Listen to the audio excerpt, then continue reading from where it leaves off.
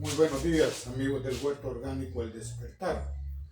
Este día damos inicio a la clase número 7, que corresponde a la aplicación de los métodos estadísticos descriptivos de mayor uso en estadística. Bien, este día entramos con uno de sus métodos, como son las tablas de frecuencia, luego las representaciones gráficas, las medidas de tendencia central y posteriormente las medidas de dispersión. Bien, este día damos inicio con lo que son las tablas de clases y frecuencia.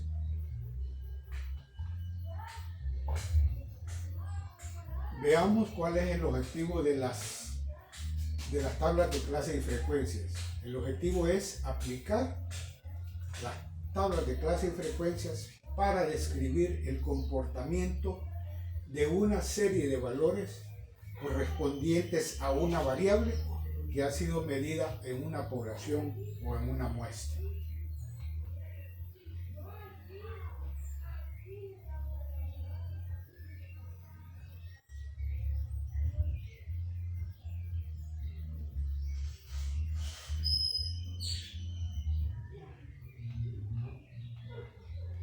Bien, ya habíamos hablado en la parte de los conceptos lo que eran poblaciones. Entonces, las tablas de clases y frecuencias se utilizan cuando el número de elementos de esas poblaciones son o están arriba de 30 elementos.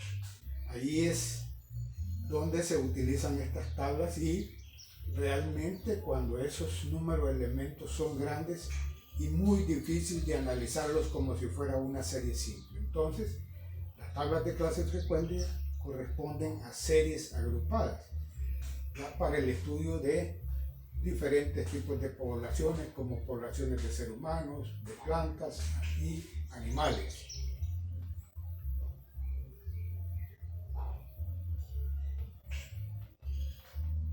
Bien, veamos un caso práctico para comprender el uso de las tablas de clase y frecuencia. Acá tenemos la altura en centímetros de 45 estudiantes universitarios. Cuando uno va a nivel de campo y va tomando las mediciones, va haciendo los registros, realmente va en una forma que no alcanza a percibir características de esa población. Ya, entonces los datos se van presentando tal como se van tomando. Acá no se puede apreciar ninguna característica así importante como para señalarla, así como está ahorita la población de datos. Entonces, ¿qué es lo primero que hacemos cuando construimos una tabla de clases y frecuencias? Primero hay que ordenar esa serie de datos en formas agrupadas. Veamos.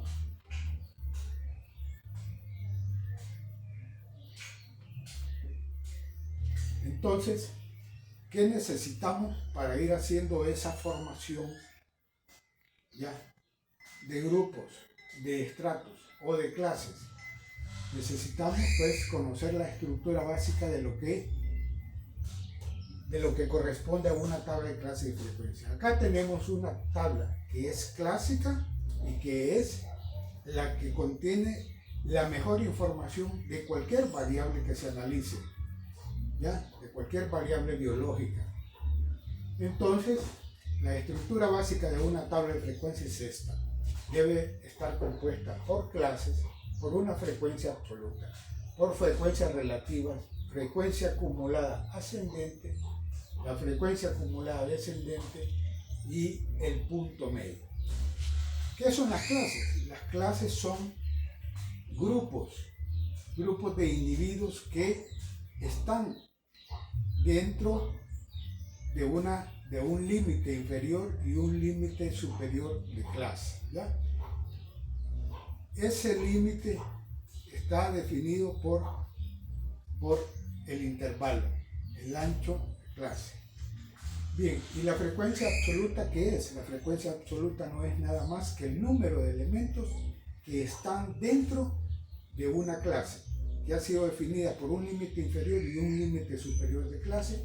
La frecuencia relativa es la frecuencia, el número de elementos representado en números porcentuales que corresponden a la frecuencia absoluta. La frecuencia acumulada ascendente, que es, esta resulta nada más de ir sumando las frecuencias absolutas de cada clase, ya en forma progresiva, ordenada.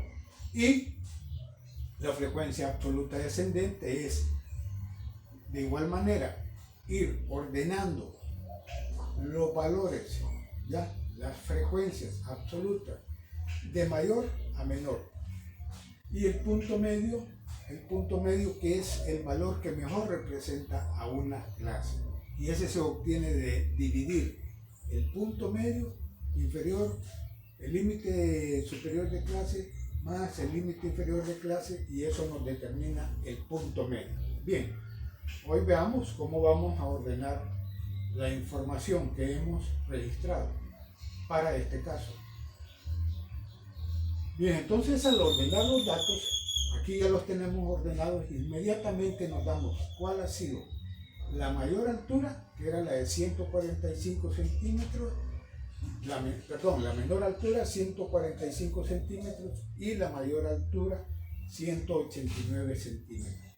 También podemos observar algo, que la mayoría de las alturas de estos estudiantes se concentran entre 159 centímetros y 165 centímetros. Desde acá ya podemos percibir que las medidas de tendencia central y las medidas de dispersión se encuentran dentro de este valor, dentro de este rango de valores de 159 a 165 centímetros. ¿Ya? Bien, entonces ya ahí sí, cuando los ordenamos, ya podemos observar características de la población, y ya podemos entrar a un análisis un poco más profundo. ¿Cómo vamos a proceder a hacerlo?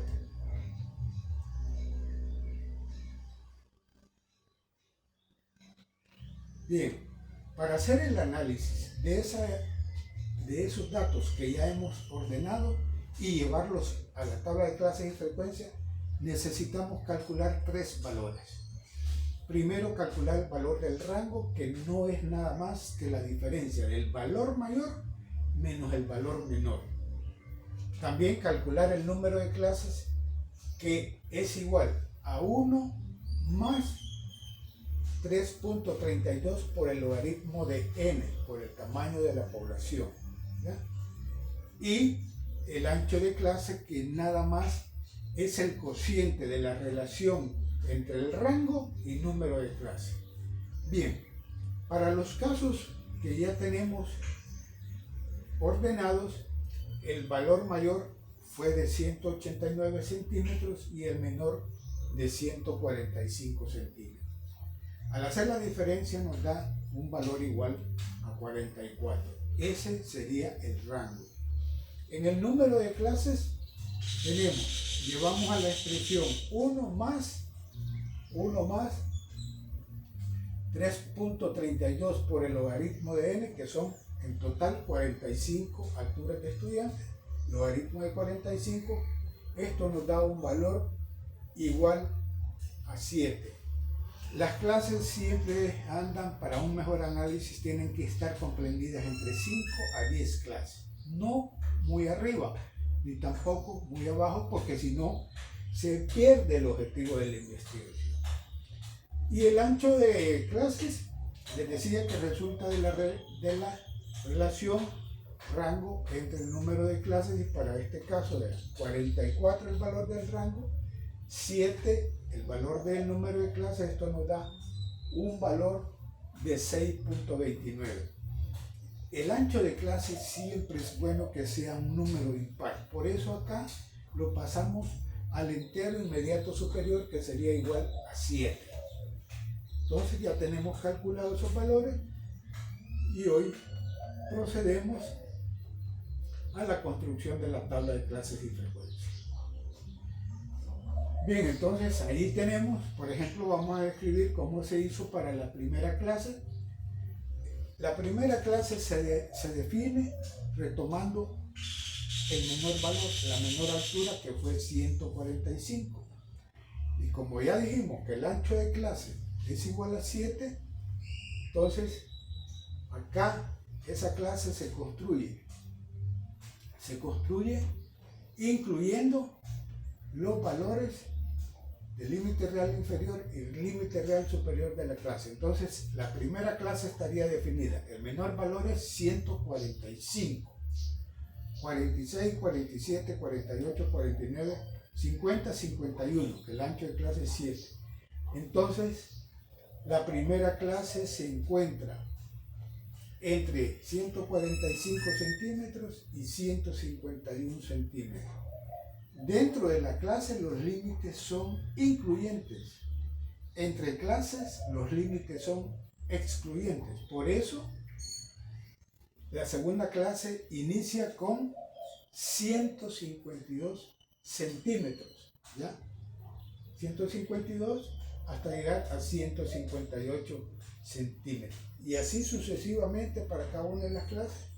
Y llegamos a la última clase, que son 7, que se encuentra entre los valores de 187 centímetros y 193 centímetros. Entonces, ya tenemos ahí las clases. Entonces, ¿cómo podemos definir las clases? Que las clases están definidas por un límite inferior de clase y un límite superior de clase que son incluyentes. ¿Ya? Bien, entonces, luego comenzamos a construir la frecuencia absoluta de clase. ¿Y en qué consiste esta frecuencia absoluta?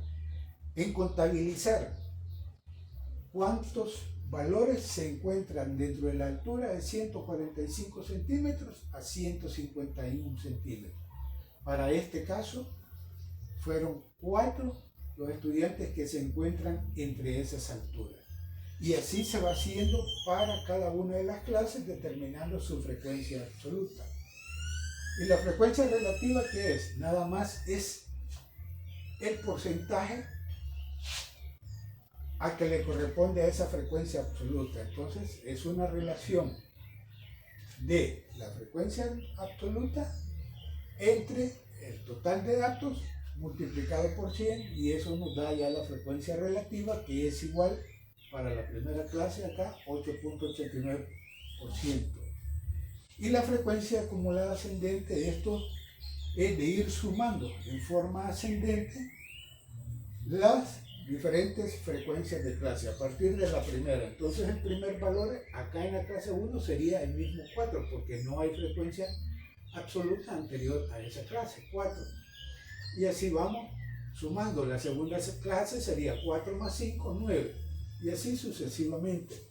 Y la frecuencia acumulada descendente, ¿en qué consiste? En ir restando las frecuencias absolutas de cada clase partiendo del total de datos. Acá en este caso, en la clase 1 tenemos 45 datos, vamos restando la frecuencia absoluta, que es 4 ya. 45 menos 4 nos da 41, y así sucesivamente para cada una de las clases. Y acá el punto medio, ¿cómo se obtiene? De sumar el límite real inferior, que es 145, más el límite real superior de la clase, que es 151. Eso lo sumamos y lo dividimos entre 2 y nos da 148 centímetros. Esta es la altura que mejor representa a la primera clase, que mejor representa a esos 4 estudiantes. Bien, continuamos.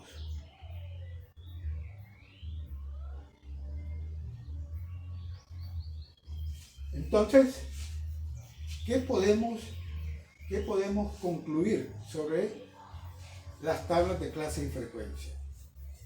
Primera conclusión, que las tablas de clases y frecuencias son un método estadístico descriptivo que nos permite resumir el estudio de un grupo de datos a los cuales se les ha medido una variable, ¿ya? Y ese resumen de datos se denomina clases. Para este caso nosotros teníamos al inicio 45 alturas, la altura de 45 estudiantes, y al final lo que obtuvimos fue la altura de 7 clases que se conformaron. Entonces resumimos de 45 datos a 7 clases, los agrupamos en 7 clases. También las tablas de clase y frecuencia nos permiten calcular los valores de las medidas de tendencia central, medidas de dispersión, como también nos facilita la construcción y elaboración de las representaciones gráficas, tanto para variables discretas como variables continuas. ¿Ya? En la siguiente temática vamos a ver cuáles son las representaciones gráficas que mejor representan a una variable continua y a una variable discreta. Bien, amigos, ha sido todo por este día. Nos vemos en la próxima clase. Hasta luego. Gracias.